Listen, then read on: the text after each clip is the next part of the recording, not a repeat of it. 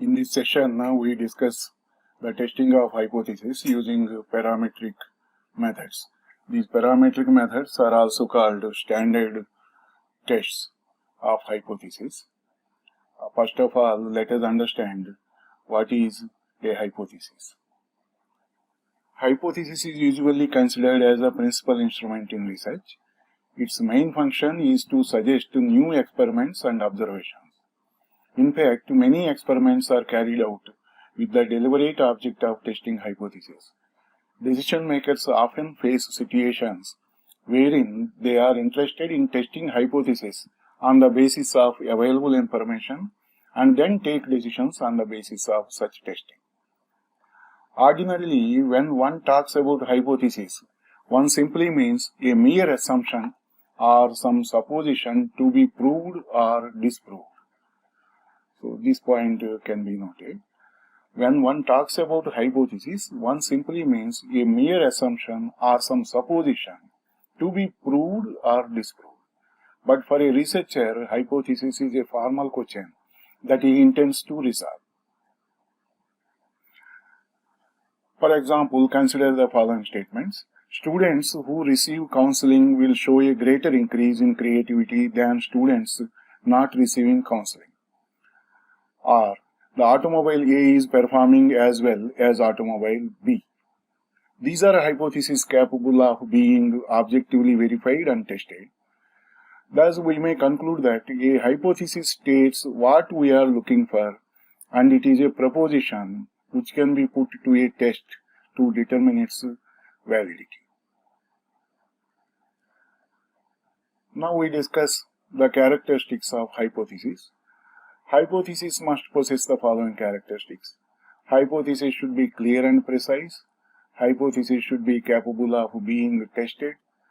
Hypothesis should state relationship between variables, if it happens to be a relational hypothesis. Hypothesis should be limited in scope and must be specific. A researcher must remember that narrower hypotheses are generally more testable, and he should develop such hypotheses. Hypothesis should be stated as far as possible in most simple terms, so that the same is easily understandable by all concerned. And a hypothesis should be amenable to testing within a reasonable time. Here the emphasis is here on time. The hypothesis should be amenable to testing within a reasonable time. It should not take long time.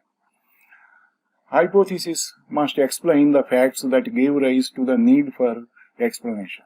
This means that by using the hypothesis plus other known and accepted generalizations, one should be able to deduce the original problem condition. Thus, hypothesis must actually explain what it claims to explain. It should have empirical reference. Now, there are some basic concepts concerning testing of hypothesis. The more important, null hypothesis and alternative hypothesis. Let us discuss what are these. We often talk about null hypothesis and alternative hypothesis. If we are to compare method A with method B about its superiority, and if we proceed on the assumption that both methods are equally good, then this assumption is termed as the null hypothesis. As against this, we may think that the method A is superior or method B is inferior. We are then stating what is termed as alternative hypothesis. The null hypothesis is generally symbolized as H0 and the alternative hypothesis as HA. Suppose we want to test the hypothesis that the population mean mu is equal to the hypothesized mean mu H0 equal to 100. So here is the statement. Null hypothesis is H0 mu population mean that is equal to hypothesized mean mu H0 that is equal to 100. And this is the null hypothesis.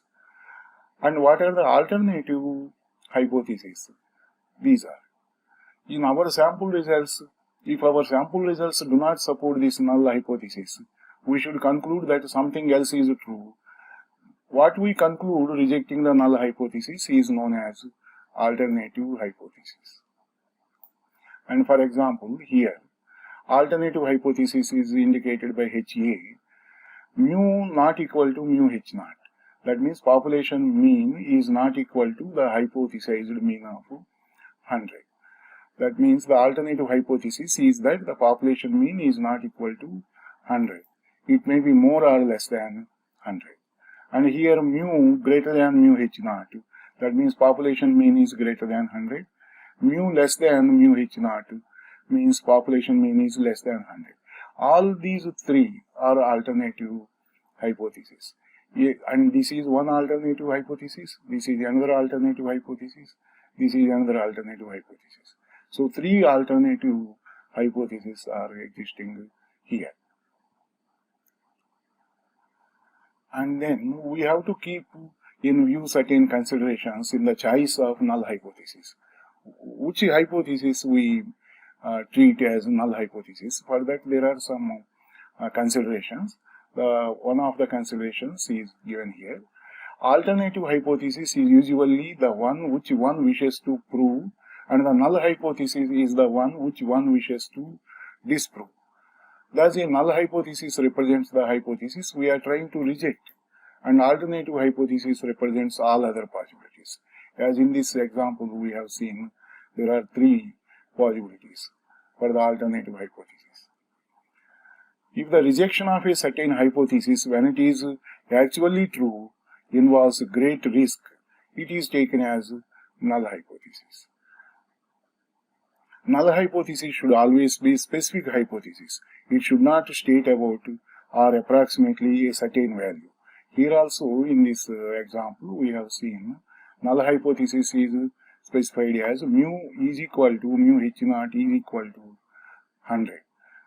Here equal to sign is there. It is not any approximation. So this point, null hypothesis should always be specific hypothesis. So three considerations are given here, A, B and C in the choice of null hypothesis.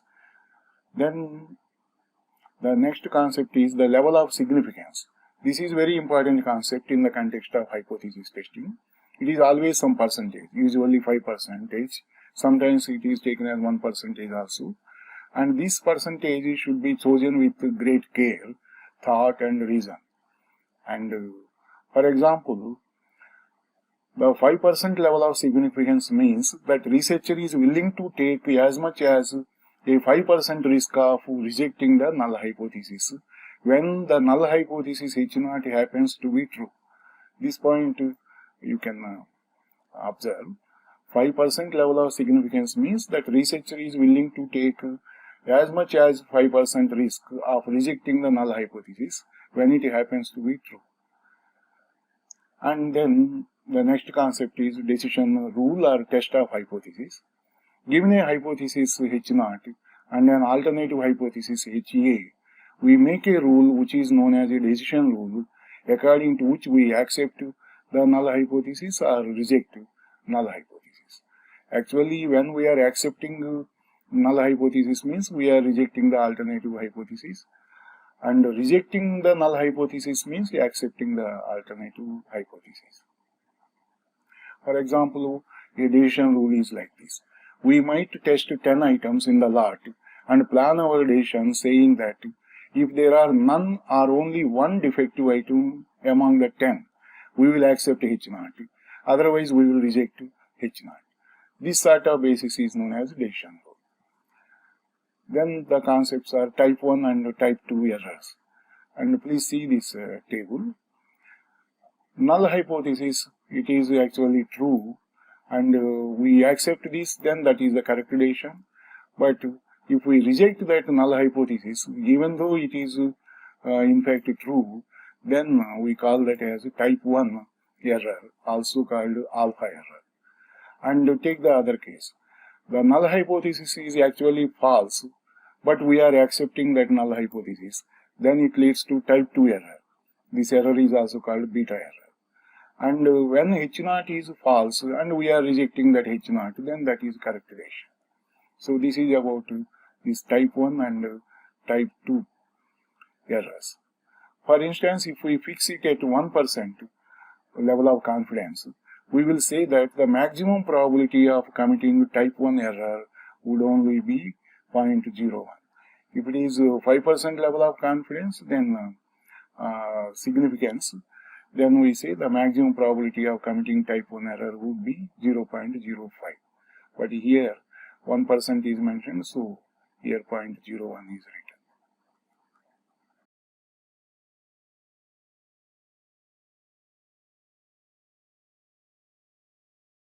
Let us now discuss about this two-tailed and one-tailed tests. In the context of hypothesis testing, these two terms are quite important and must be clearly understood.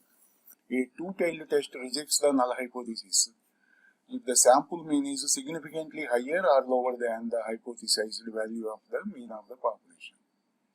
The two-tailed test is appropriate when we have the null hypothesis, population mean equal to hypothesized mean mu h naught, and alternative hypothesis as mu not equal to mu h naught, which we may mean mu greater than mu h naught or mu less than mu h naught.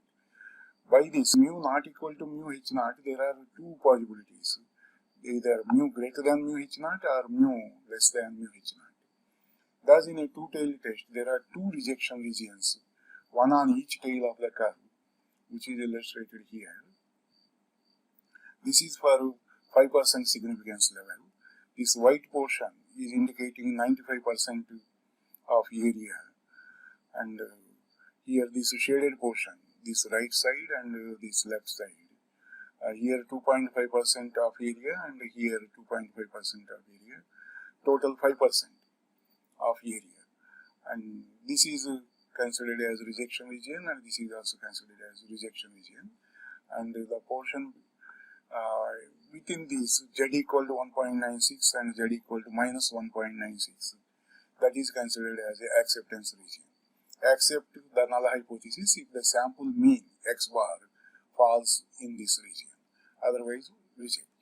Reject the null hypothesis if the sample mean x bar falls in either of these two regions.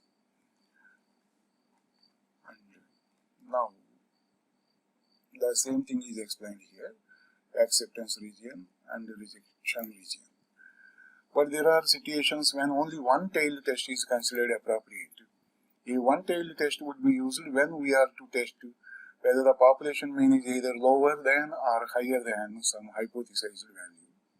For example, if our null hypothesis h naught, mu is equal to mu h naught, and the alternative hypothesis is mu less than mu h naught, then we are interested in what is known as left-tailed test, as it is mu less than mu h naught, one rejection region in the left tail here. But here one point you can understand, that 5% to significance level is taken, so that 5% of the area that is taken on this left side, and this white portion that is 95% of area. So the acceptance region is here. Accept the null hypothesis if the sample mean falls in this region, and if the sample mean x bar falls in this shaded region, then reject the null hypothesis. This is an example of single-tailed test. But here the condition mu less than mu h naught. Similarly, we can take the condition mu alternative hypothesis mu greater than mu h naught. In that case, the figure is like this. As it is now right-tailed, that reject null hypothesis if the sample mean falls in this region. Here is a printing mistake. Here it is actually z is plus 1.645. It is not minus, it is plus. And this area you can understand, as it is a single-tailed test, 5% significance level is considered. So this left portion, this is 50%. It is not 0.05, in fact it is 0.50. It is a printing mistake. So 50% of area, this left side, and here this white portion is 45% of area, and the shaded region is 5% of area. Total area is 100%. Out of this 100%, 95% area, this comes under acceptance region, and 5% of area comes under rejection region. So rejection region is mentioned here. If Z value is greater than 1.645, then that is considered as rejection region. Now the procedure for hypothesis testing. The first step is we have to make a formal statement like the null hypothesis H naught mu equal to 10 tons. It is just as an example. And alternative hypothesis HA mu greater than 10 tons. This is alternative hypothesis. And this is single tailed test we can see here. And this is just an example on how we can make a formal statement about the hypothesis. Null hypothesis and alternative hypothesis. Another example is shown here. Null hypothesis mu equal to 80. Alternative hypothesis mu not equal to 80. This is a two-tailed test.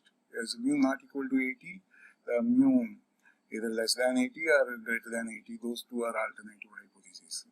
So here we have written this as a two-tailed test. Alternative hypothesis mu not equal to 80. It may be less than or it may be greater than. The formulation of hypothesis is an important step which must be accomplished with due care in accordance with the object and nature of the problem under consideration. The next step is selecting a significance level.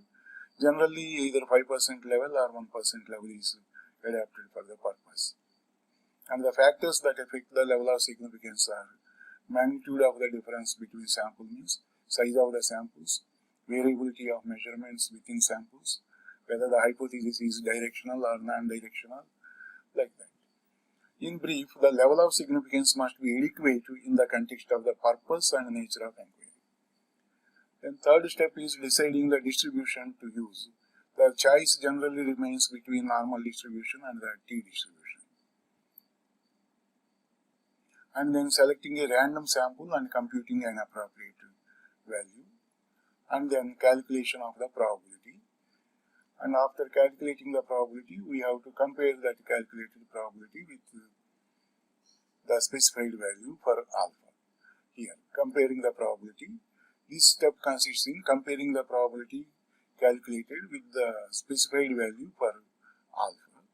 If the calculated probability is greater, then accept the null hypothesis. And if the calculated probability is not greater and it is smaller, then reject the null hypothesis. In case we reject the null hypothesis, we run a risk of at most the level of significance, committing an error of type 1.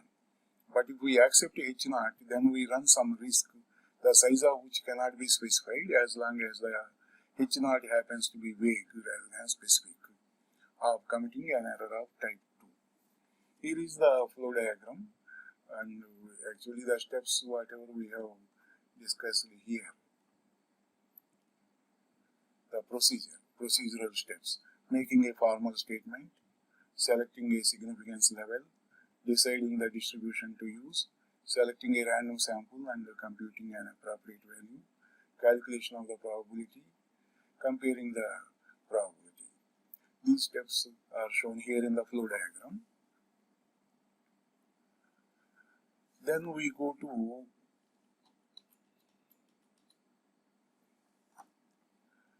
the tests of hypothesis. The hypothesis testing determines the validity of the assumption, technically described as null hypothesis, with a view to choose between two conflicting hypotheses about the value of a population parameter. Hypothesis testing helps to decide on the basis of a sample data whether a hypothesis about the population is likely to be true or false. Statisticians have developed several tests of hypothesis for the purpose of testing of hypothesis, which can be classified as parametric tests or standard tests of hypothesis, and non-parametric tests or distribution-free test of hypothesis. In this session, we are going to cover the parametric tests, also called standard tests of hypothesis. In another session, we will take up these non-parametric tests. These parametric tests usually assume certain properties of the parent population from which we draw samples. Assumptions like observations come from a normal population, sample size is large, assumptions about the population parameters like mean, variance, etc. must hold good before parametric tests can be used. But there are situations when the researcher cannot or does not want to make such assumptions. In such situations, we use statistical methods for testing hypotheses, which are called non-parametric tests, because such tests do not depend on any assumption about the parameters of the parent population. What are the important parametric tests? There are 4 important parametric tests: Z-test, T-test, chi-square test, and F-test. All these tests are based on the assumption of normality, that is, the source of data is considered to be normally distributed. Z-test is based on the normal probability distribution and is used for judging the significance of several statistical measures, particularly the mean. The relevant test statistic, Z, is worked out and compared with its probable value, to be read from table showing area and a normal curve, at a specified level of significance for judging the significance of the measure concerned. This is an important point to remember. The relevant test statistic is worked out and compared with its probable value, and this value to be read from the table showing area under the normal curve at a specified level of significance for judging the significance of the measure concerned. This is a most frequently used test in research studies, this Z-test. This test is used even when binomial distribution or t-distribution is applicable, on the presumption that such a distribution tends to approximate normal distribution as n becomes larger. And Z-test is generally used for comparing the mean of a sample to some hypothesized mean for the population in case of large sample, or when population variance is known. Z-test is also used for judging the significance of difference between means of 2 independent samples in case of large samples, or when population variance is known. Z-test is also used for comparing the sample proportion to a theoretical value of the population proportion, or for judging the difference in proportions of 2 independent samples when n happens to be large. N means that is sample size. Now this is about Z-test, which is widely used. Then T-test. T-test is based on t-distribution and is considered an appropriate test for judging the significance of a sample mean, or for judging the significance of difference between the means of 2 samples in case of small samples when population variance is not known, in which case we use variance of the sample as an estimate of the population variance. It is to be noted that t-test applies only in case of small samples when population variance is unknown. Coming to chi-square test. Chi-square test is based on chi-square distribution and as a parametric test is used for comparing a sample variance to a theoretical population variance. Of course, this chi-square test can also be used as a non-parametric test. In a separate session, I am going to discuss about this chi-square test. Then F-test. F-test is based on F distribution and is used to compare the variance of the 2 independent samples. This test is also used in the context of ANOVA for judging the significance of more than 2 sample means at one and the same time. Now I will demonstrate certain problems so that you can understand easily about these parametric tests: Z-test, T-test, chi-square test, and F-test. Now coming to this hypothesis testing of means, we may consider some of the important situations. The first situation, population normal, population infinite, sample size may be large or small, but variance of the population is known. Alternative hypothesis HA may be one-sided or two-sided. In such a situation, Z-test is used for testing the hypothesis of mean, and the test statistic Z is given by this: Z equal to x bar minus mu h naught by sigma p by root n, where x is the sample mean, mu h naught is hypothesized population mean, sigma p is the standard deviation of the population, and n is the sample size. The second situation is population normal, population finite, sample size may be large or sample or small, but variance of the population is known. HA may be one-sided or two-sided. The difference between this second situation and the first situation is about the population. In the second situation, population is finite, and in the first situation, population is infinite. In such a situation, Z-test is used, and this equation can be used for calculating the Z statistic. And here the difference between this and this is this term, square root of capital N minus small n divided by capital N minus 1, where n is the population size, capital N is the population size, and small n is the sample size. And third situation is population normal, population infinite, sample size small, and variance of the population unknown. HA may be one-sided or two-sided. In such a situation, t-test is used, and the test statistic t is worked out as t equal to x bar minus mu h naught by sigma s by root n. Here you can see the sigma s is the standard deviation of the sample, and with degrees of freedom n minus 1. And sigma s, how to calculate this sample standard deviation? Here it is given xi minus x bar whole square, the sigma of that, by n minus 1. Then fourth situation is population normal, population finite, sample size small, and variance of the population unknown. And HA may be one-sided or two-sided. The difference between this situation and third situation is in the population.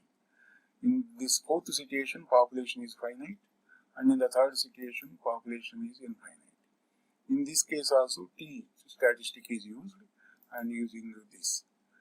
And the difference between this equation and this equation for t is here, this term, square root of capital N minus small n by capital N minus 1 with degrees of freedom n minus 1. And here this table summarizes these situations.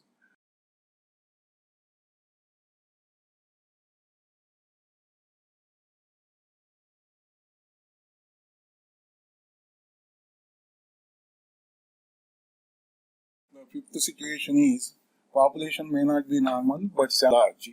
Variance of the population may be known or unknown, and HA may be one-sided or two-sided. In such a situation, we use Z-test, and the equation is here given.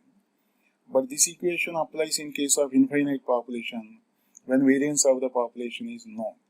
But when variance is not known, then we use sigma s in place of sigma p in this formula. That means here instead of sigma p, we use sigma s. And now coming to this formula, the difference between this formula and this formula is this term, square root of capital N minus small n by capital N minus 1. This equation for Z statistic is applicable in case of finite population when variance of the population is known. But when variance is not known, then we use sigma s in place of sigma p. That means instead of sigma p here, we use sigma s. Now let us discuss a problem. A sample of 400 male students is found to have a mean height of 47.47 inches. Can it be reasonably regarded as a sample from a large population with mean height 67.39 inches and standard deviation 1.3 inches? Test at 5% level of significance. Taking the null hypothesis that the mean height of the population is equal to 67.39 inches. And here the null hypothesis is written as h naught, mu h naught equal to 67.39 inches. Because here large population with the mean height 67.39 inches. We assume that the mean height of the population is equal to 67.39 inches. And alternative hypothesis is that mean height is not equal to 67.39 inches. As it is not equal to that, it means it is a two-tailed test. It may be less than or it may be more than. That is why it is a two-tailed test. And the given information is sample size 400 and mean height, sample mean x bar is given as 67.47 inches and standard deviation of the population is given as 1.3 inches.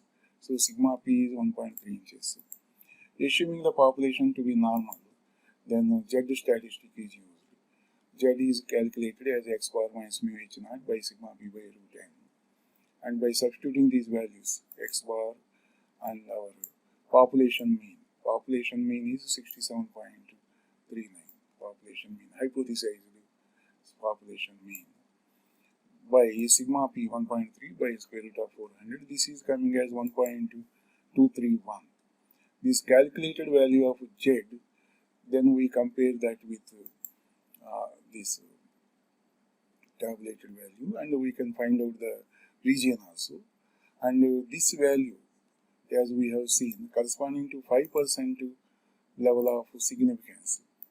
Corresponding to 5% level of significance. Z value is 1.96. Z value is 1.96 and rejection region comes when this absolute value of Z is greater than 1.96. And I had already explained how to refer to the Z tables. And so you can quickly refer to that. That rejection region is when the absolute value of Z greater than 1.96, that comes under rejection region. So as the calculated value 1.231, this is also called observed value. This observed value of Z is 1.231 and that is in the acceptance region. Since rejection region is greater than, Z greater than 1.96 and thus this null hypothesis H0 is accepted. We may conclude that the given sample with mean height of 67.47 inches can be regarded as taken from a population with mean height 67.39 inch and standard deviation 1.3 inch at 5% level of significance. And now let us have a look here. As it is those students who want to gain confidence, you can observe here area under the normal curve, statistical distribution tables. You can observe here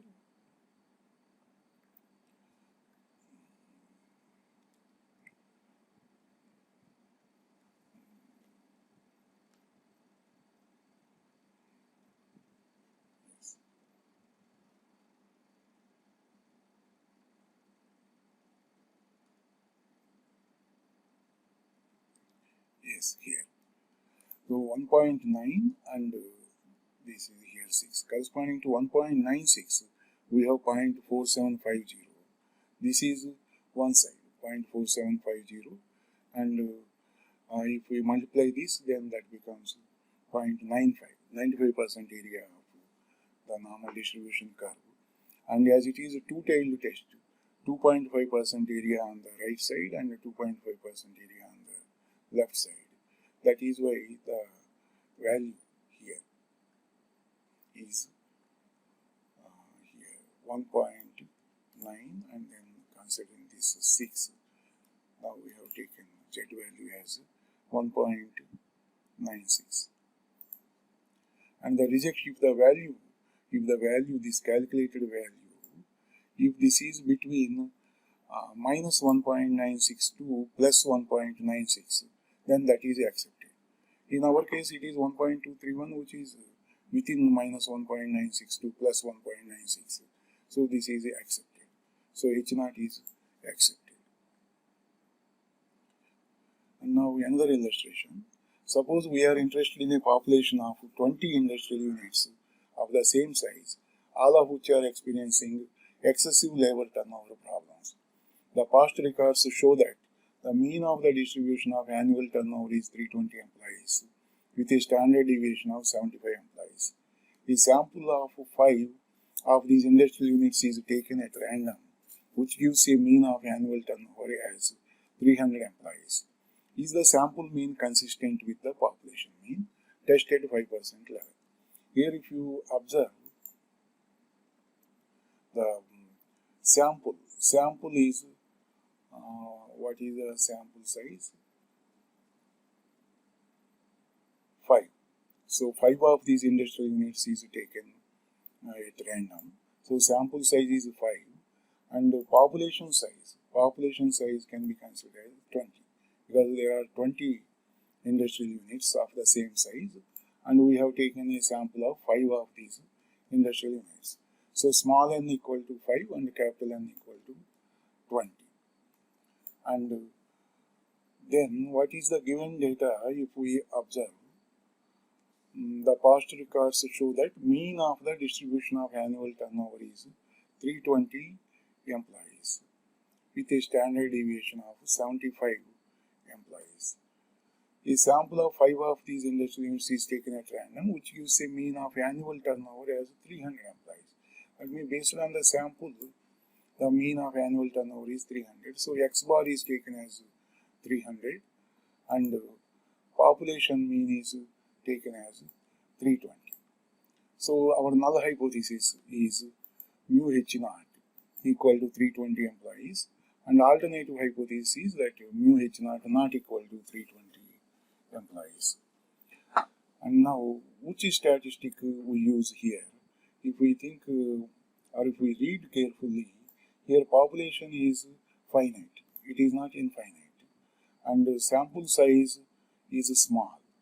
Population is finite and the sample size is small, and population standard deviation is given. Population standard deviation is given. Then which statistic we use? Let us have a quick look at our previous situations.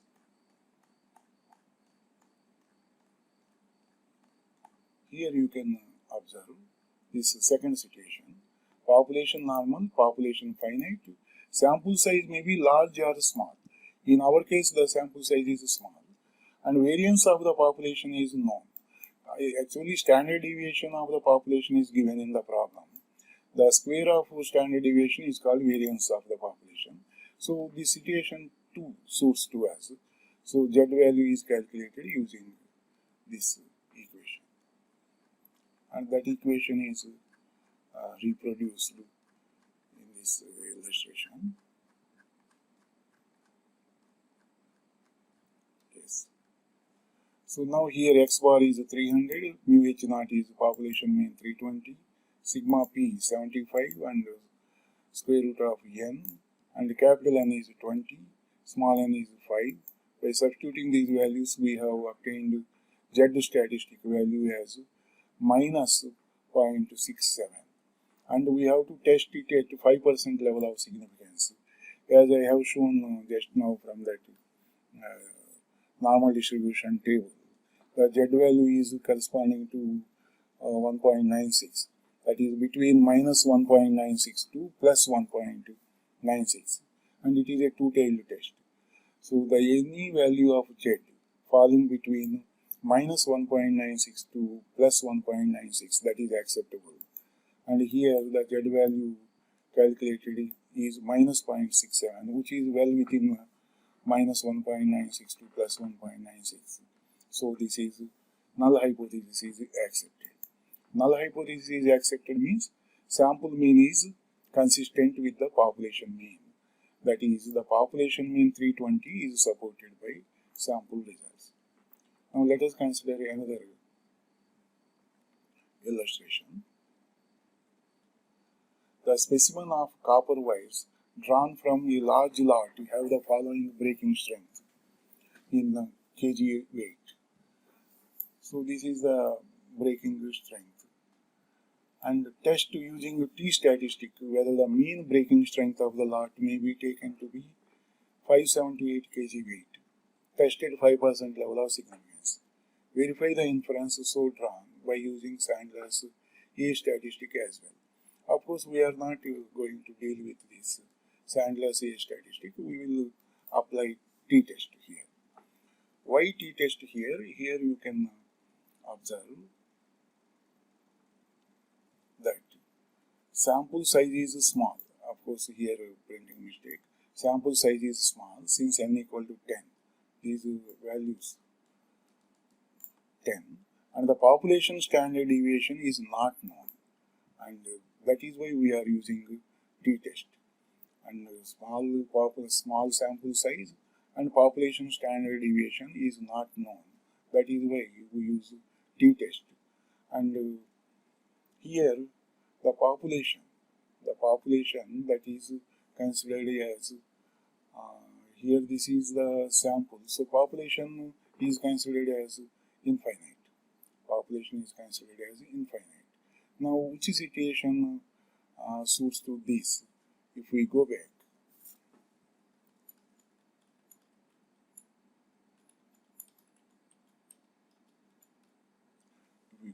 here you see population normal, population infinite, sample size small, and of the population unknown. Variance of the population unknown means standard deviation of the population unknown. So we can use this equation for t, and here instead of sigma p, we use sigma s here. Sigma s is calculated by this. Now let us go to that illustration.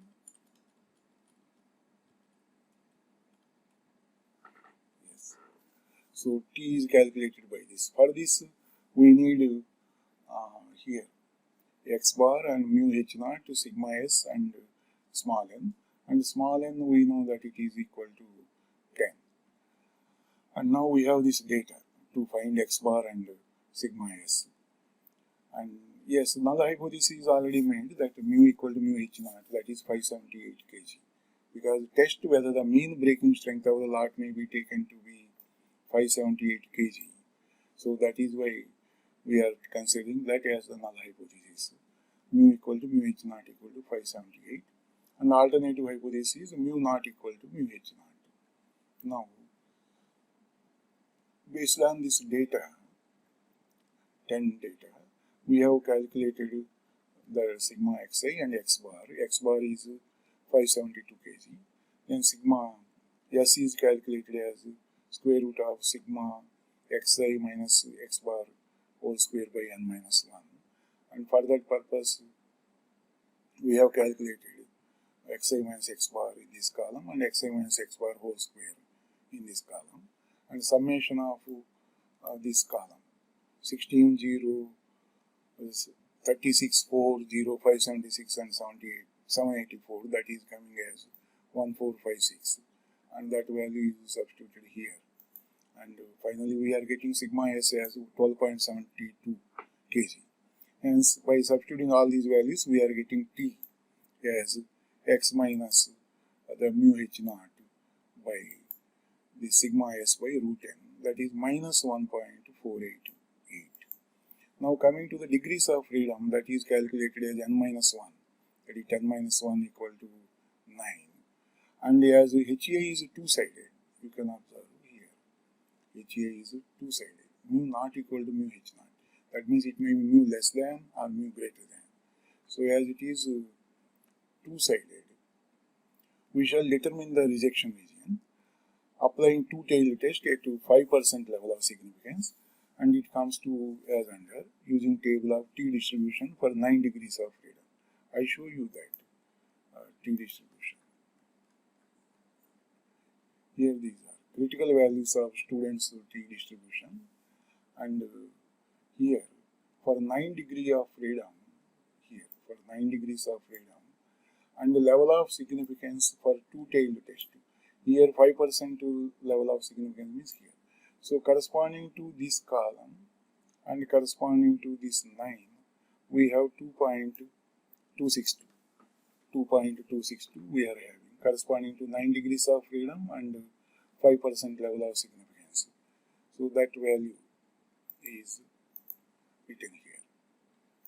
So any value of t any value of t which is less than or equal to this 2.262 is accepted, more than that is rejected. And now here we have t value as minus 1.488, so it is coming under acceptance region, because rejection region is when the absolute value of t greater than 2.262. So as the observed value of t is in the acceptance region, we accept H naught at 5% level. So the conclusion is that mean breaking strength of the copper wire slot may be taken as 578 kg weight. So our null hypothesis is true. That is accepted. Now this is about Sandler's A statistic. Of course we are not going to discuss that. Now coming to another illustration. Raju restaurant near the railway station at Phalna has been having average sales of 500 teacups per day. Because of the development of bus stand nearby, it expects to increase its sales. During the first 12 days after the start of the bus stand, the daily sales were as under. The daily sales are given like this. First 12 days. On the basis of this sample information, can one conclude that Raju restaurant sales have increased? Use 5% level of significance. Null hypothesis is that sales average 500 teacups per day and they have not increased unless proved. So, null hypothesis is taken as mu equal to 500 cups per day.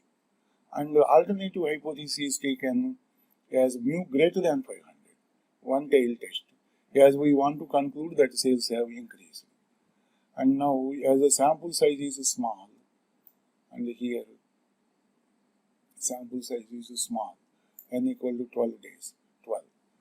And the population standard deviation is not known, we shall use t-test, assuming normal population, and shall work out the test statistic t as this, x bar minus mu by sigma s by square root of n. And here the population is considered as infinite.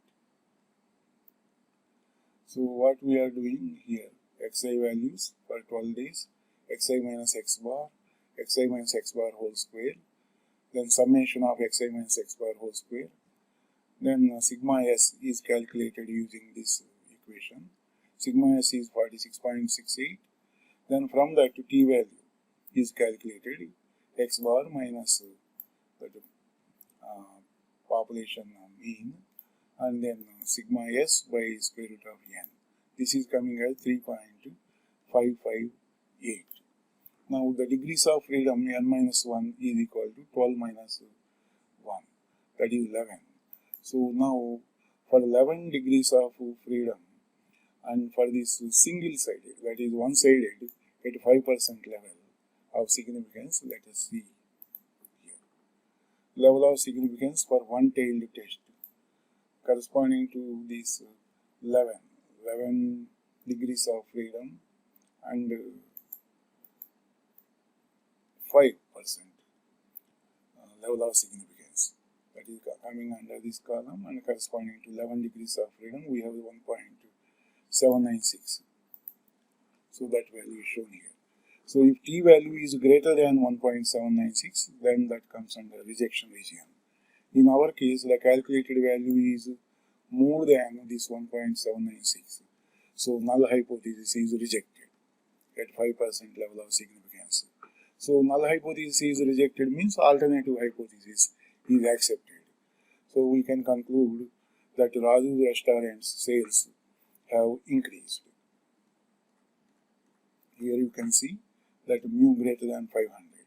This alternative hypothesis is accepted now. Null hypothesis is rejected. Now let us discuss hypothesis testing for differences between means. And here we have again situations. Population variances are known or the samples happen to be large samples. And here actually let us try to understand. In many decision situations, we may be interested in knowing whether the parameters of two populations are alike or different. For instance, We may be interested in testing whether female workers earn less than male workers for the same job. We shall explain now the technique of hypothesis testing for difference between means. Null hypothesis for testing of difference between means is generally stated as mu1 equal to mu2, where mu1 is the population mean of one population and mu2 is population mean of the second population. Null hypothesis assumes that both means are equal. Alternative hypothesis may be of not equal to or less than or greater than type, and accordingly we shall determine the acceptance or rejection regions. Now if we discuss the situations, first situation is population variances are known or the samples happen to be large samples. In this situation we use Z test for difference in means and work out the test statistic Z as under x1 bar. This is the sample mean for the first population, and x2 bar is the sample mean for the sample taken from the second population, and sigma p1. This is our sigma p1 square. If we consider, this can be considered as first population variance, and sigma p2 square is the second population variance, and n1 is the sample size taken from population 1, and n2 is the sample size taken from the population 2. And here, in case sigma p1 and sigma p2 are not known, then we use sigma s1 and sigma 2 respectively in their places using these equations. Second situation is samples happen to be large but presumed to have been drawn from the same population whose variance is known. In this situation we use Z test, and here x1 bar minus x2 bar by square root of sigma p square into 1 by n1 plus 1 by n2. And here, because here is sigma p1 and sigma p2, they are considered as same, so that is taken as common, sigma p square into 1 by n1 plus 1 by n2, because here presumed to have been drawn from the same population whose variance is known. As the same population is considered, that sigma p1 is taken as sigma p2, and this equation is simplified as this. In case sigma p is not known, then we use sigma s12, here combined standard deviation of the two samples, and the sigma s12 is calculated as this, and here the terms are explained. D1 means x1 bar minus x bar 12, and D2 is x2 bar minus x bar 12, and this x bar 12 is here explained. N1 x1 bar plus N2 x2 bar by N1 plus N2. And the third situation is samples happen to be small samples and population variance is not known but assumed to be equal. In that case we use a t-test, and corresponding equation is this. And the degrees of n1 plus n2 minus 2. And now let us understand this by means of an example. The mean produce of wheat of a sample of 100 fields in 200, here actually it is. The mean produce of wheat of a sample of 100 fields is 200 pounds per acre with a standard deviation of 10 pounds. Another sample of 150 fields gives the mean of 220 pounds with a standard deviation of 12 pounds. Can the two samples be considered to have been taken from the same population whose standard deviation is 11 pounds? Use 5% level of significance. And our null hypothesis is mu1 equal to mu2. Here is the printing mistake. So it is actually mu1 equal to mu2. Alternative hypothesis is mu1 not equal to mu2. The given information, the first sample size is 100. N1 is 100 and the second sample N2 is 150. And coming to this first sample, x1 bar is 200 pounds and x2 bar is 220 pounds. And the standard deviation of the first sample, 10 pounds. That means sigma s1 is given as 10 pounds and sigma s2, that is standard deviation of the second sample is given as 12 pounds. This data is written here. And what is the population standard deviation? Can the two samples be considered to have been taken from the same population whose standard deviation is 11 lbs? So standard deviation of the population is given, sigma p is given. So assuming the population to be normal, we can work out the test statistic Z, x1 bar minus x2 bar by this. This is actually corresponding to this situation. The second situation, samples happen to be large but presumed to have been drawn from the same population whose variance is known. In our problem, standard deviation of the population is given. That means we can say the square of sigma p, that is variance, is known. The second situation is applicable to this problem. So now by substituting these values, x1 bar 200, x2 bar 220, sigma p value 11, n 100 and n2 150, we have got this z value as minus 14.08. And here, as HA is two-sided, we shall apply a two-tailed test for determining the rejection regions at 5% level of significance, which comes to as under using normal curve area table. The rejection region is absolute Z if that is greater than 1.96. And we also remember that 5% level of significance and two-sided test means the value of Z should be between minus 1.96 to plus 1.96. But here the calculated value of Z is minus 14.08, which does not fall under the region minus 1.96 to plus 1.96. So null hypothesis is to be rejected and alternative hypothesis to be accepted. And what is the alternative hypothesis? You see here, mu1 is not equal to mu2. That this means that the difference between means of two samples is statistically significant and not due to sampling fluctuations.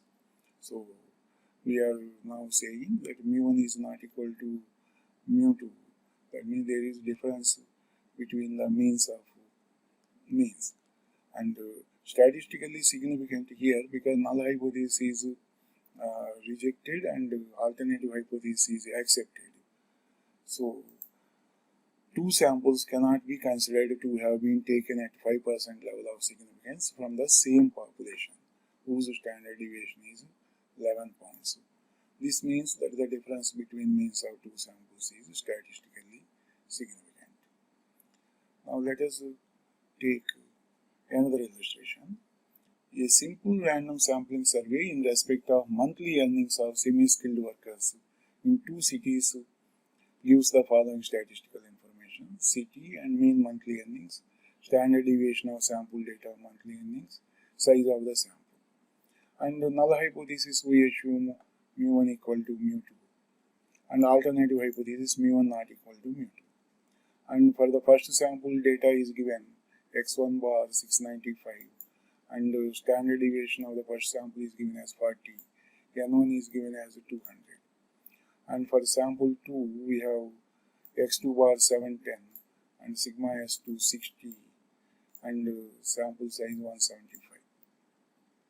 As the sample size is large, we use Z test for difference in means, assuming the populations to be normal, and we work out the test statistic like this: x1 bar minus x2 bar by the square root of sigma s1 square by n1 plus sigma s2 square by n2. And this situation you can observe here.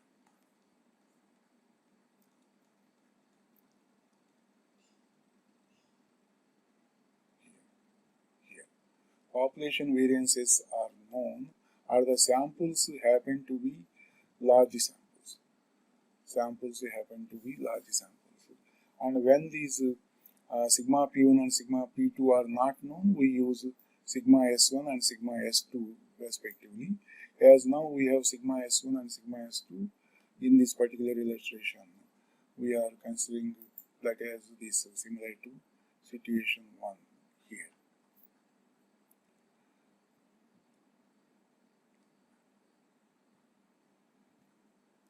Yes. Now using this equation, by substituting the values, we are getting z value as minus 2.809, and it is a two-tailed test, and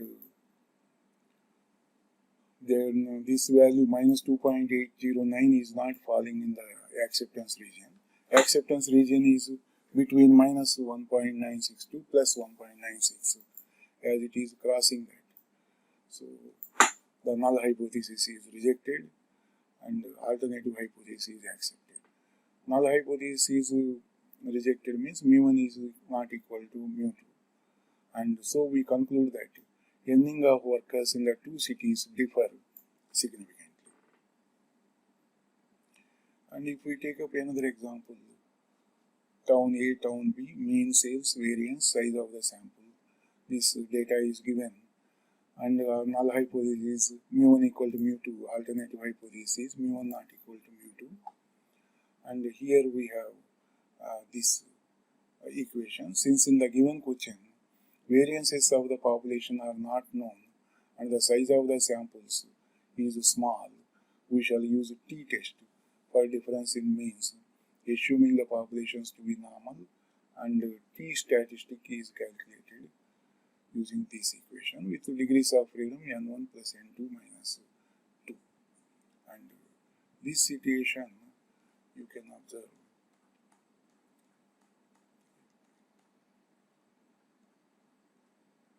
here. Situation 3. Samples happen to be small samples and population variance is not known but assumed to be equal.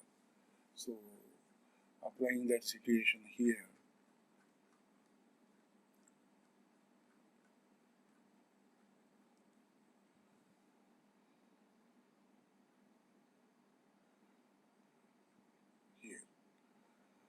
we have got to t value minus 3.053 and degrees of freedom n1 plus n2 minus 2, and that is 10.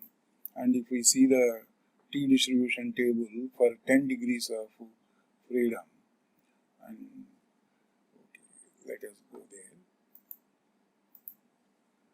For a two-tailed test 5% and 10 degrees of freedom, we have this 2.228 corresponding to 10 degrees of freedom and 0.05 level of significance for two-tailed test. So 2.228 is here. So now the observed value of t is minus 3.2053, which falls in the rejection region, and thus we reject the null hypothesis H0 and conclude that the difference in sales in the two towns is significant at 5% level. Similarly, there are a few more examples here.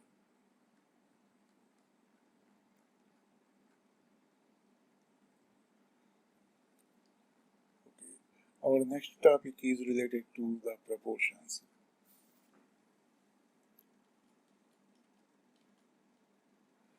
Hypothesis testing of proportions. And in case of qualitative phenomena, we have data on the basis of presence or absence of an attribute. With such data, the sampling distribution may take the form of binomial probability distribution, whose mean would be equal to NP and the standard deviation equal to square root of NPQ, where P represents the probability of success, Q represents the probability of failure, such that P plus Q equal to 1, and N the size of the sample.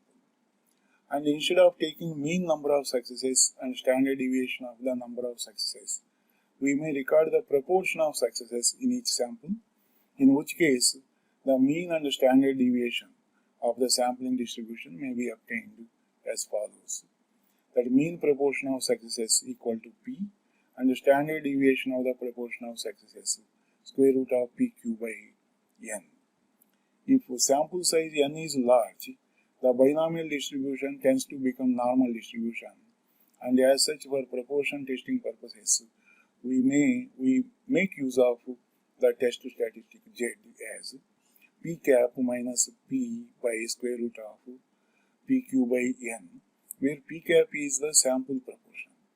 P cap is the sample proportion and P is the mean proportion of successes. And now let us understand this by means of an illustration. A sample survey indicates that out of 3,232 births, 1,705 were boys and the rest were girls. Do these figures confirm the hypothesis that the sex ratio is 50:50? Test at 5% level of significance. So we take the null hypothesis that the sex ratio is 50:50. We may write null hypothesis P equal to PH naught equal to 1 by 2. And alternative hypothesis is that P is not equal to PH naught. Here the probability of boy birth, that is equal to 1 by 2, and the probability of girl birth is also 1 by 2. So the proportion success, if we consider that, considering boy birth as success, proportion success P is taken as 1 by 2, and then proportion of failure Q, that is 1 minus P. Q is equal to 1 minus P, that is taken as 1 by 2. And N value, sample size, that is 3,232, that is given. And the standard error of proportion of successes, that is given as square root of PQ by N, that you can see here. Square root of PQ by N, this is standard deviation of the proportion of successes. That is also called here as standard error of proportion of successes. If you substitute the values P, Q and N, this is coming as 0.0088. Observed sample proportion of successes, P cap. We can also call this as P hat, but let us call this as P cap. P cap is actually observed sample proportion of successes, that is 1,705 by 3,232. You can see the problem. The sample survey indicates that out of 3,232 births, 1,705 were boys and the rest were girls. So the P cap is 1,705 by 3,232. So that is now 0.5275. Now test statistic Z equal to P cap minus P by square root of PQ by N. So when you substitute these values here, P cap is 0.5275 and P is 0.5 and the square root of PQ by N is 0.0088. We are getting Z value as 3.125. And as it is at 5% level of significance and it is a two-tailed test, the acceptance region is Z value minus 1.962 plus 1.96, but here calculated value is 3.125. So this is falling within the rejection region. So we can say null hypothesis H naught is rejected and alternative hypothesis HA is accepted. Alternative hypothesis is that P naught equal to PH naught. Accordingly, we conclude that given figures do not confirm the hypothesis of sex ratio being 50:50. Then let us take another illustration. The null hypothesis is that 20% of the passengers go in first class.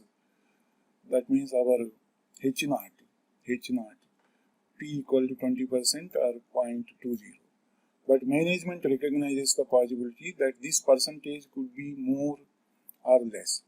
A random sample of 400 passengers, that means small n equal to 400, includes 70 passengers holding first class tickets.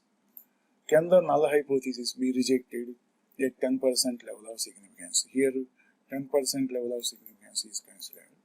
So null hypothesis is P equal to 20% or 0.20. Alternative hypothesis is two-tailed, P not equal to 20%. And now, yes, as P is 0.20, Q value is 0.8 because Q is equal to 1 minus P. Now what is the actual sample proportion? Observed sample proportion P cap. You see here, A random sample of 400 passengers includes 70 passengers holding first class tickets. That means 70 by 400. 70 by 400, that is P cap value. And the test statistic Z is P cap minus P by square root of PQ by N. When you substitute the values here, you are getting this Z value as minus 1.25. And here it is 10% level and two-sided. So our 1 point, as it is two-sided, then 5% on the left side and 5% on the right side. In between we have 90% of area. So coming to 90% means 45% one side and 45% on the other side. And if we go to our Z table here, where that point 4, 5 is there, if you see here, yes, here 0.4495 and here 0.4505. And so the value here, that is taken as 1.645. 1.645 is taken because here you can see 1.64 is corresponding to 0.4495 and this coming under this 5. 0.4505 is corresponding to 1.65. So as we have 0.45, so here in between that is taken, that 1.645, that way it is taken here by the other. So observed value, that Z is minus 1.25. So what is the acceptance region? That the acceptance region is between minus 1.645 to plus 1.645. And this value of minus 1.25 falls within that acceptance zone. So H0, null hypothesis, is accepted. Null hypothesis is accepted means that P equal to 20% or 0.2. Here, null hypothesis is that 20% of the passengers go in first class. That null hypothesis is considered now true.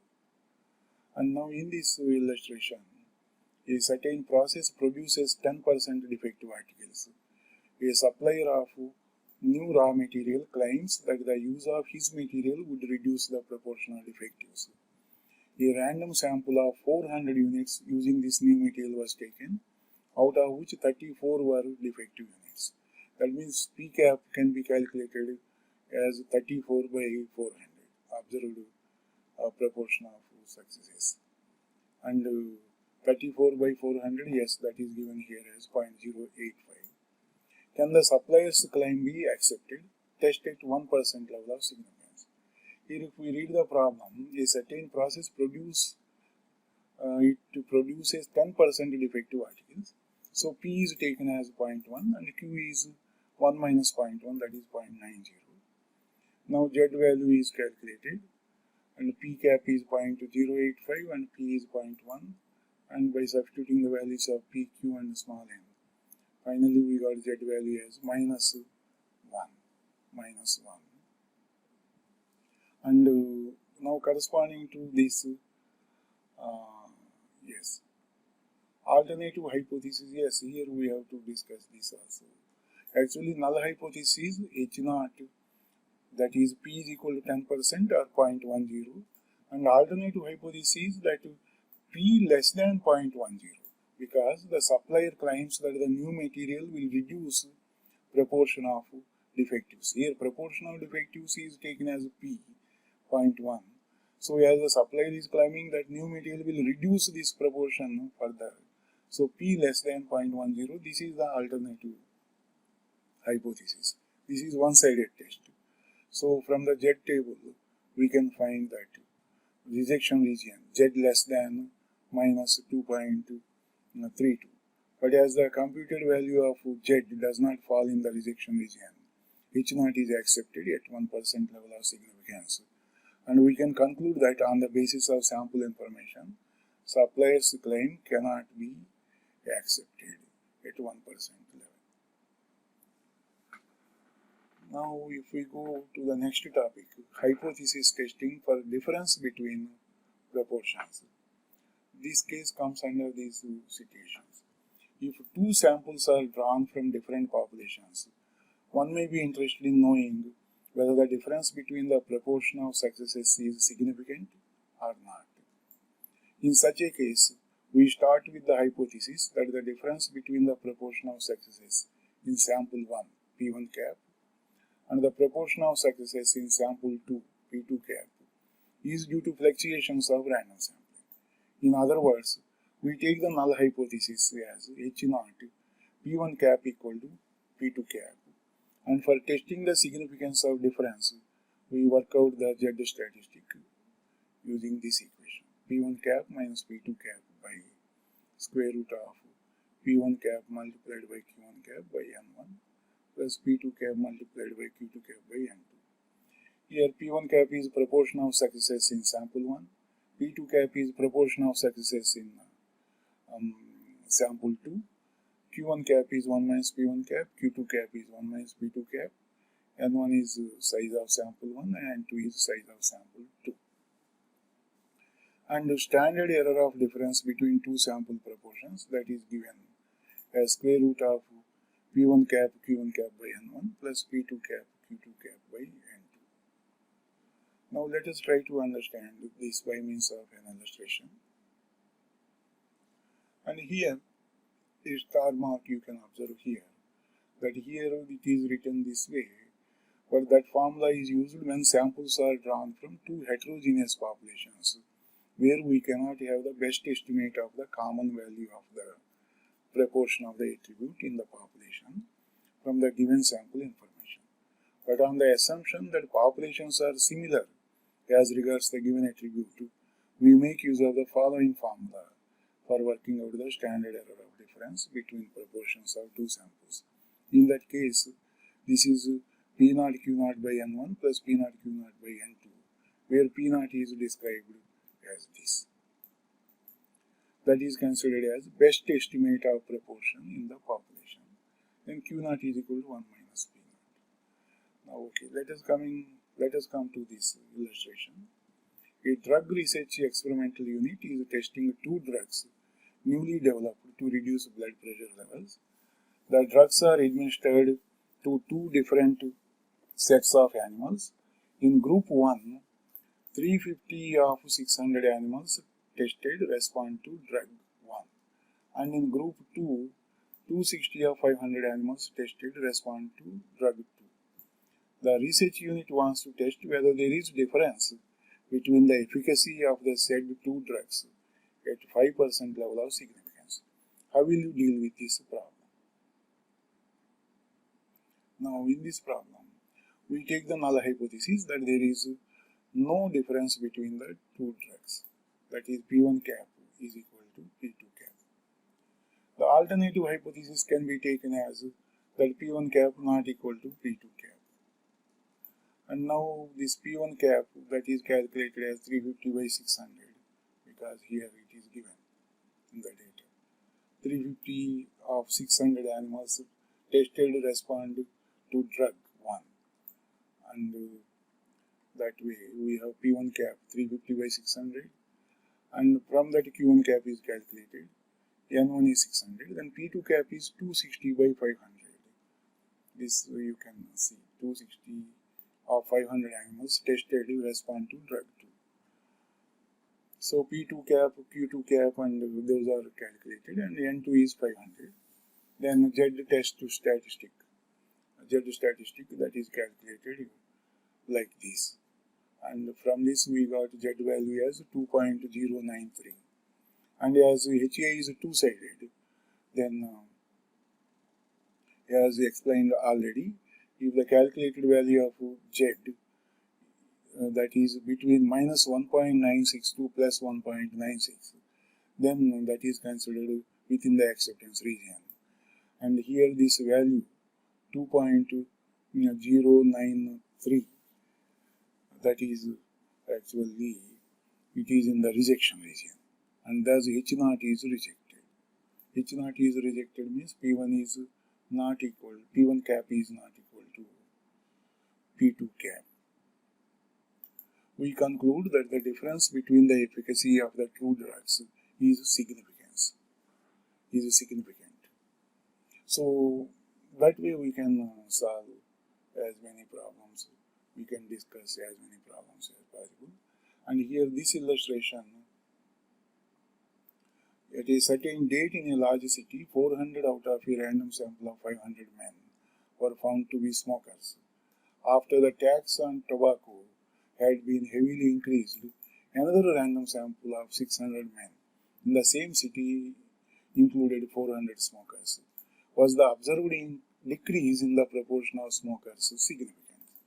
Tested 5% level of significance.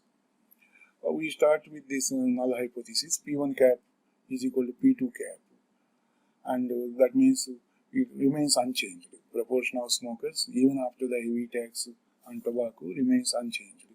That is considered as a null hypothesis. And alternative hypothesis is that proportion of smokers after tax has decreased. So that is why alternative hypothesis is taken as that P1 cap greater than P2 cap. Now in this case, on the presumption that the given populations are similar as regards the given attribute, we work out the best estimate of proportion of smokers, P0, in the population using the given information. So N1 500 and P1 cap is 400 by 500 here, 400 by 500, and P2 cap is 400 by 600 because out of 600 men, 400 smokers are found. Then N2 is 600. By substituting these values, we are getting P0 as 0.7273. Then from that Q0 can be calculated as 0.2727. Then Z statistic is calculated using this equation, and by substituting the values, we have got Z as 4.926. And this 4.926, and this is of course here one-sided, here it is HA is one-sided, and considering 5% level of significance, and the acceptance region will be between this, or we can say it should not cross 1.645, but here the Z value calculated 4.926 has crossed 1.645, and so this is in the rejection region and we reject H0 and HA is accepted. HA alternative hypothesis P1 cap greater than P2 cap. And so the conclusion is proportion of smokers after tax has decreased significantly. Okay. Then similarly we can discuss other illustrations also. And now coming to here, hypothesis testing for comparing a variance to some hypothesized population variance. For that chi-square test is used.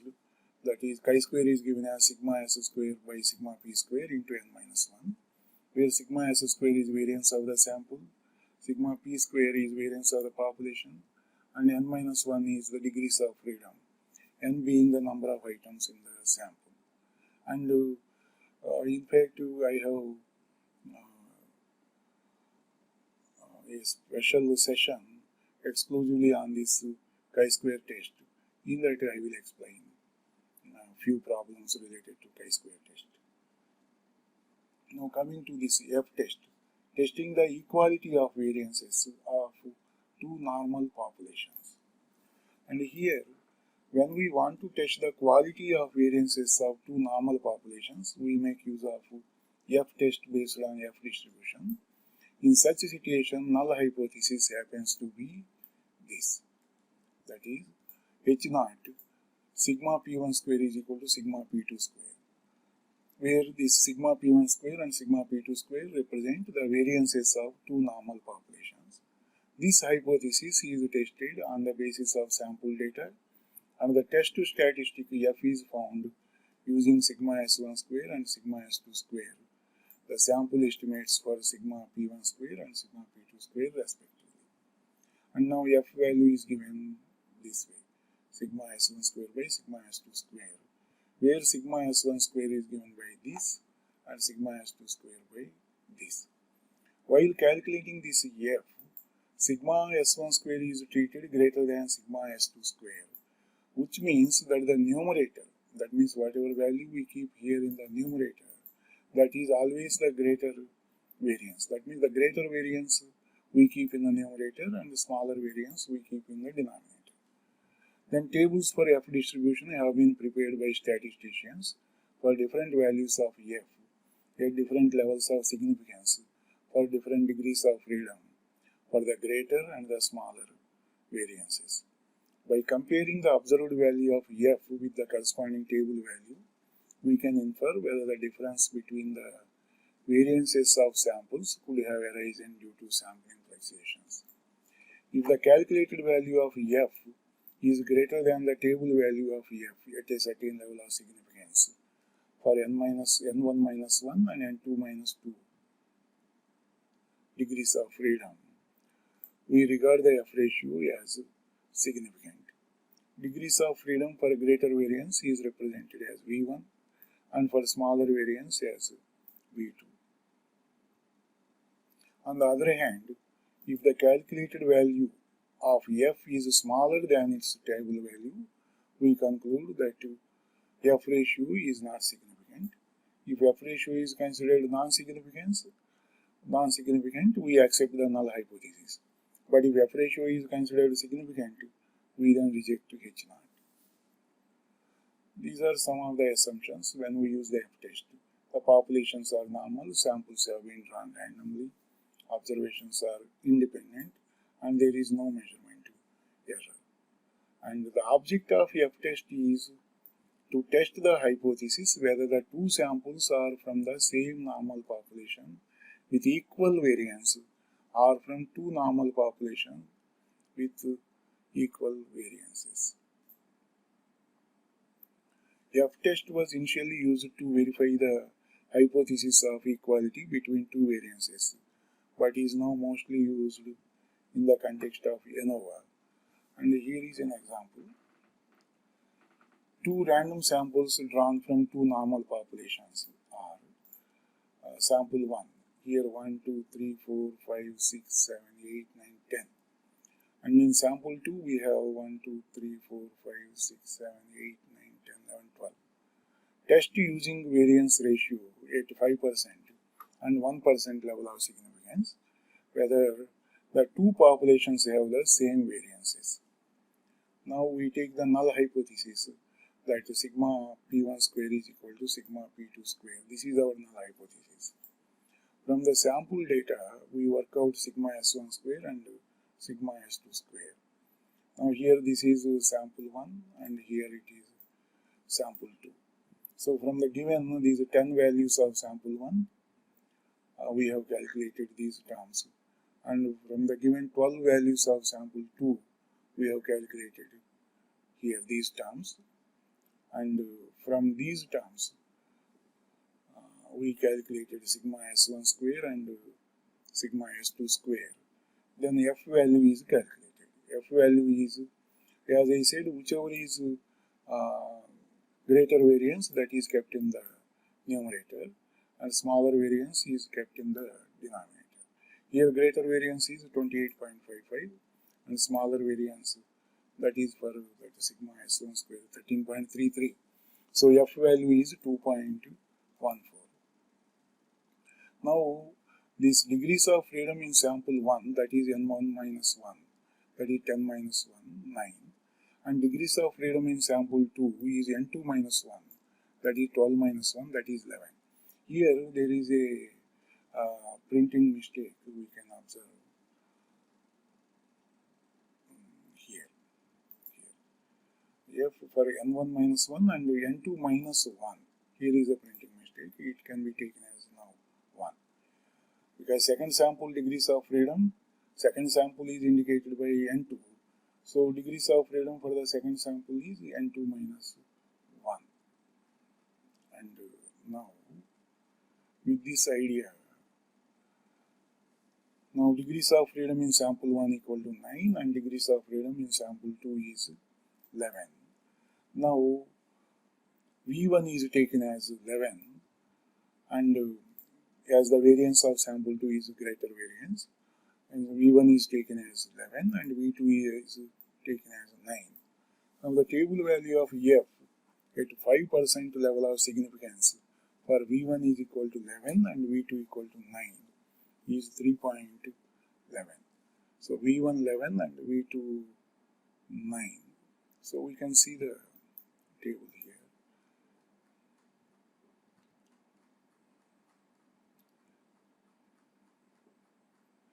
Critical values of F distribution at 5% are given in this table, and in the next table critical values of F distribution at 1% are given here. And now if we take up the case of 5% level of significance for V1 11 and V2 9, and yes, they have taken like this for corresponding to V1 and corresponding to V2 9, and they considered the value as V1 11 and V2 9 as 3.11, and the table value of F at 1% level of significance for V1 11 and V2 equal to 9, they have taken this as 5.2 from that table. This table is here corresponding to this. Critical values of F distribution at 1%. And now if we consider the calculated value of 2.14, this 2.14 is less than this table value of 3.11, and even if this is at we can say 5% level of significance, but at 1% level of significance we have the table value 5.2. In that case also the calculated value of F 2.14 is less than 5.20. So we can say the null hypothesis is accepted, or we say the F ratio is insignificant at 5% as well as 1% level of significant, and as such we accept the null hypothesis and conclude that samples have been drawn from two populations having the same variances. And here is another example. You can simply go through this.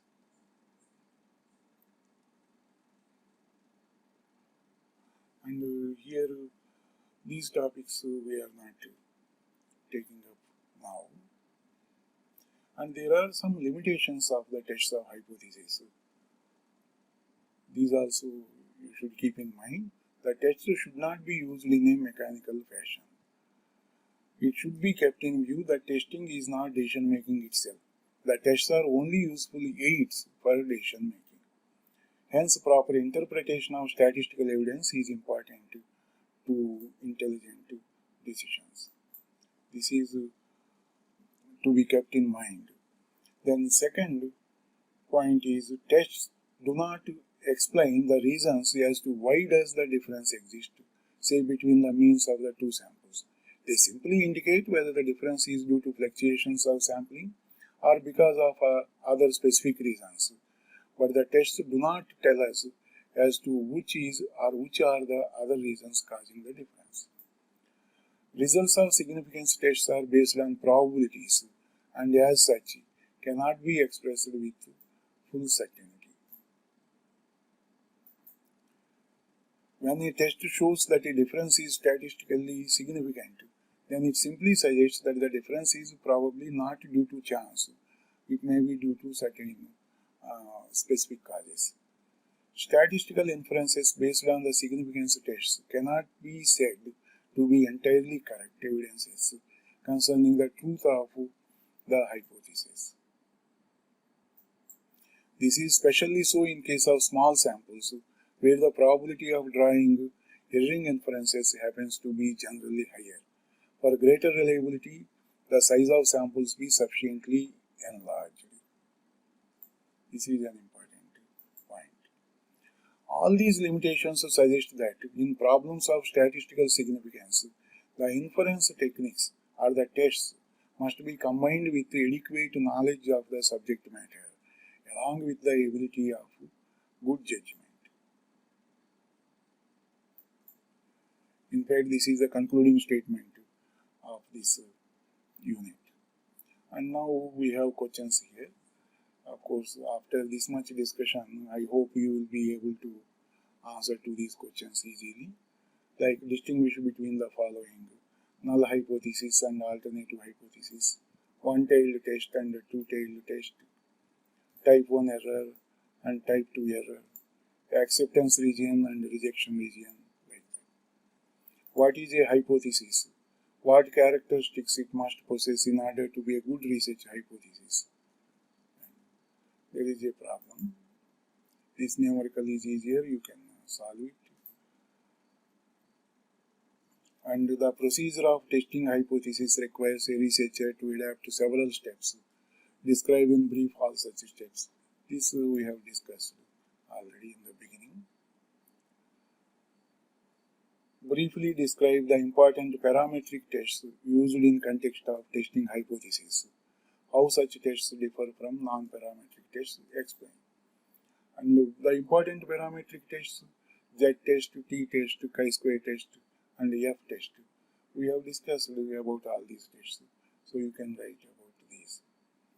How such tests differ from non-parametric tests? This is also discussed. The non-parametric tests do not make any assumptions, and they do not depend on the population parameters like mean, variance, like that. And clearly explain how will you test the equality of variances of two normal populations. This also discussed. What is a t-test? When it is used and for what purposes? Explain by means of examples.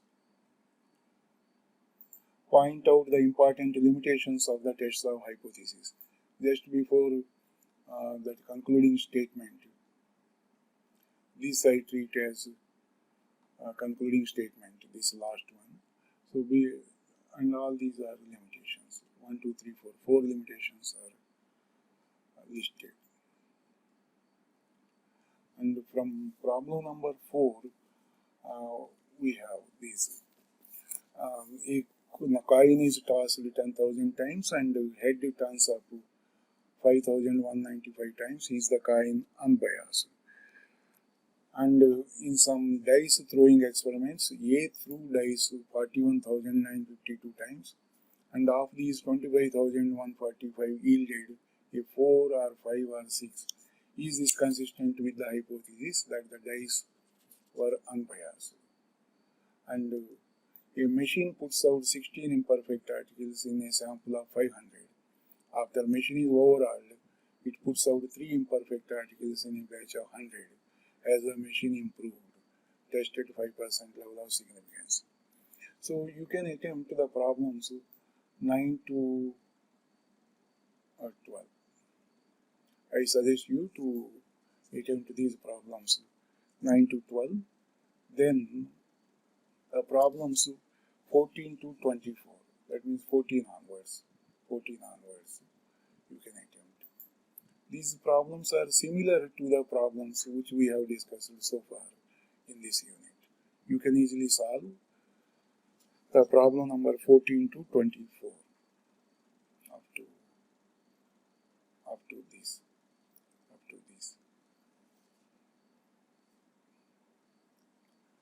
And even we can attempt this problem number 25 also. This is F test, related to F test. 26 also can be solved.